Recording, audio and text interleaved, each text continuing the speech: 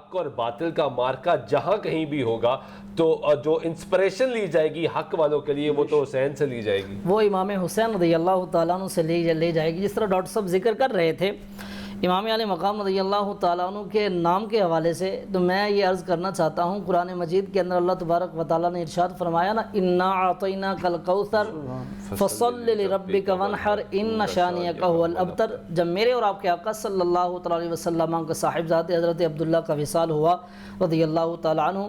تو لوگوں نے میرے کریم آقا علیہ الصلوۃ والسلام کو ایک طعنہ دیا کہ نبی کریم علیہ الصلوۃ والسلام کی جو اولاد سلبی ہے اس کا اختتام ہو چکا ہے، اب نبی کی نسل آگے نہیں چلے گی، لہٰذا نبی کا نام لیوا نہیں بچے گا، دین کی اشاعت نہیں ہوگی، تبلیغ نہیں ہوگی۔ وہ جس کے مخالف تھے ان کے لیے وہ کہ ہمارے لیے آسانی ہو گئی ہے کہ اب نبی کا دین نہیں بچے گا جب نام لیوا کوئی نہیں ہوگا۔ تو اس سلسلے میں یاد رکھیے گا، اللہ تبارک و تعالیٰ نے اپنے محبوب سے ارشاد فرمایا کہ ہم نے آپ کو کوثر عطا کیا۔ کوثر کے مختلف معانی مفسرین کرام نے بیان کیے ہیں۔ ایک اس کے اندر معنی یہ بھی مفسرین کرام نے بیان کیا ہے کہ کوثر کا معنی ہے اولاد کی کثرت۔ تو اللہ تبارک و تعالیٰ نے اپنے محبوب کو اولاد کی کثرت اتنی عطا فرمائی ہے کہ آج دیکھ لیجئے آپ کو کوئی گلی، کوئی کوچہ، کوئی محلہ، کوئی بستی جو ہے وہ، کوئی شہر جو ہے وہ، اسی طرح کوئی ملک جو ہے وہ آپ کو سادات سے خالی نظر نہیں آئے گا،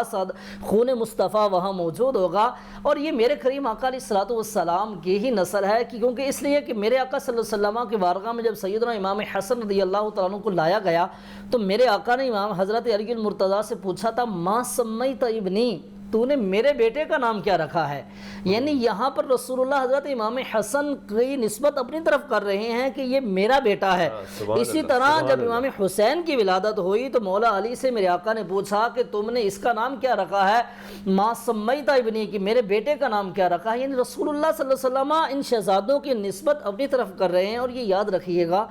عمومی طور پر یہ اسلوب ہے کہ اولاد میں جو والد کی نسبت ہوتی ہے وہ غالب ہوتی ہے، لیکن جب یہاں ہم دیکھتے ہیں تو ہمیں یہ معاملہ الٹ نظر آتا ہے، برعکس نظر آتا ہے کہ یہاں ہمیں والدہ کی نسبت غالب نظر آتی ہے۔ اور سیدہ فاطمہ الزہرا سے کریم آقا علیہ الصلوۃ والسلام کی وہ نسل چلی کہ آج تک امام علی مقام جب بھی حق اور باطل کی بات ہوگی، جب ظلم اور جبر کی بات ہوگی، جب بھی جو ہے وہ کفر اور عناد کی بات ہوگی، تکبر کی بات ہوگی، جب بھی کوئی یزید سر اٹھائے گا تو اس کے سامنے امام علی مقام کا نام ہی کافی ہے۔ اور یہ امام علی مقام رضی اللہ تعالیٰ عنہ کی شجاعت پر واضح دلیل ہے۔